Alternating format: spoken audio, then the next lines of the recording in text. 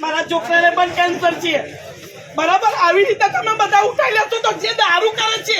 જે ડ્રગ્સ કરે છે જે બલાત્કાર કરે છે એને કેમ તમે છોડી દો છો મને ગાડી ઉતારી આલો મને તમે બલાત્કાર અમે કશું નહીં કરતા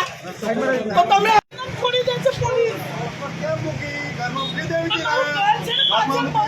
છે રોડ નહીં રોડ તમારું ઘર નથી પણ સારી આજે નહીં બોલી એટલે મેં નહીં રોડ પર નહીં બોલી મેં અમદાવાદ નહીં ગઈ મને ગાડી ઉતારી પણ ઉતારી આવે મેડમ હું પૈસા ભરું છું